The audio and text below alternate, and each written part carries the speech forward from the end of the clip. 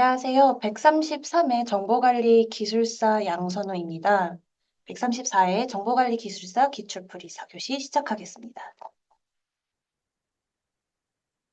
우선 이번에 문제는 IT 프로젝트 관리 리스크 대응과 그다음에 딥러닝에서의 멀티 GPU 기술, 그다음에 IT 시스템의 법적 이슈, 윤리적 문제, 기술적 문제에 대해서 설명과 이제 대응 방안이 나왔고요.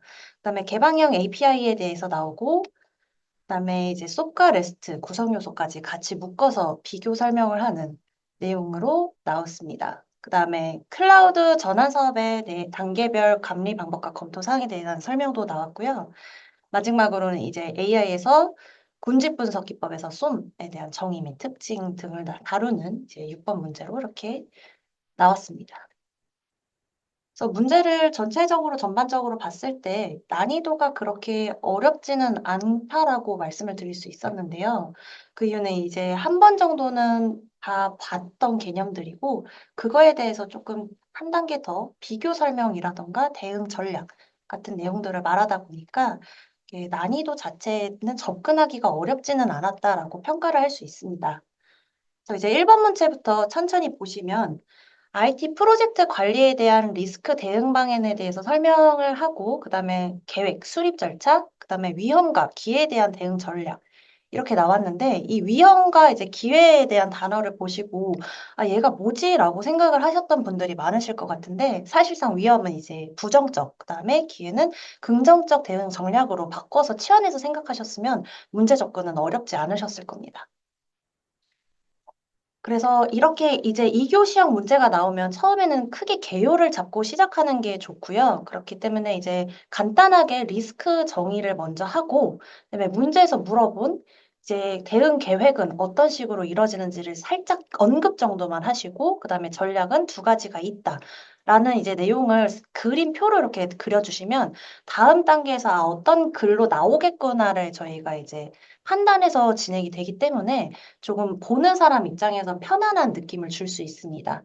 그래서 이제 정의에 대해서 언급을 하고 대응 계획은 이제 계획 수립과 분석, 대응, 그다음에 감시 통제 이런 식으로 나타날 거다라는 걸 먼저 언급을 해 주시고요. 이제 대응 전략도 여기서 위에서 말한 위험과 기회가 있다라는 전략으로 전개를 해 주시면 됩니다.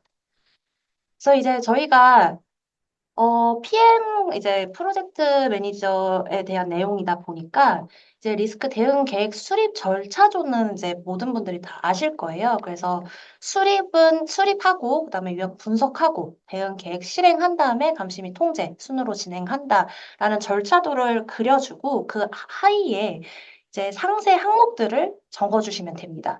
근데 여기서도 너무 많은 내용을 적지 말고 한 두세 개 정도 여기서 간략히 언급 정도만 하시고 다음 표에서 상세적으로 내용을 전개해 주시면 됩니다. 그래서 계획 수립은 이제 위험 관리 계획 활동을 정의하고 식별, 위험을 식별한다라는 내용이 들어가면 좋고요. 위험 분석에서는 가장 큰 키워드가 정성적 위험 분석과 정략적 위험 분석이 있다라는 내용을 여기서 언급해 주시면 됩니다.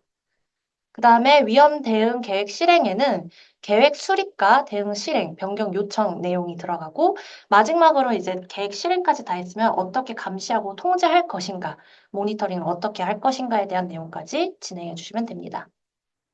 특히 이런 리스크 대응 계획 같은 경우는 이제 문서화 작업이 중요하다 보니까 이런 내용을 간글로 진행해 주시면 됩니다. 위에서 표를 위에서 이렇게 그림으로 만들어진 내용을 표로써 이렇게 전개를 해서 한 번 더 이제 절차에 대한 내용을 써 주시고 상세적인 내용을 써 주실 때 키워드 중심으로 써 주시면 좀 더 좋아요. 그러니까 위험 식별, 분석, 대응, 감시에 대한 정의를 한다.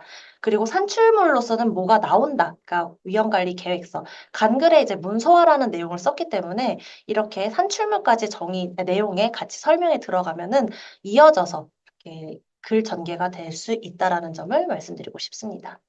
그리고 특히 이제 정성적 위험 분석과 이제 정략적 위험 분석에서는 아시는 위험 분석 기법들을 넣어 주시는 것도 좋고 저 같은 경우는 이제 문서화라는 내용을 들어갔기 때문에 이렇게 문서화 정도만 언급을 했는데 뭐 저희가 있는 민감도 분석이라든가 시뮬레이션 분석 기법 이런 것들에 대한 내용을 간략하게 써 주시는 것도 추천드립니다. 그다음에 이제 대응 실행 방안에 대해서도 이제 어떤 내용이 있고 여기 책임자 식별을 배정을 한다라는 내용과 이제 관리 계획서 등에 대한 문서 내용, 그다음에 통제도 마찬가지로 효과성 평가를 하고 이제 작업 성과 보고에 대한 산출물을 낸다라는 내용만 써주시면은 이 부분은 어렵지 않게 접근하실 수 있습니다. 그다음에 이제 위에서 언급했던 문제가 이제 대응 전략인데 위험에 대한 대응 전략과 기회에 대한 대응 전략 두 가지를 물어봤기 때문에 한 단락에서 이제 한 번에 저는 표현을 해봤습니다. 그래서 위험 같은 경우에는 이제 부정적 영향을 최소화하는 거에 초점을 맞추는 전략이다 보니까 전략으로는 이제 에스컬레이션, 회피, 전과, 완화, 감소, 수용 이렇게 5가지로 나타낼 수 있고요.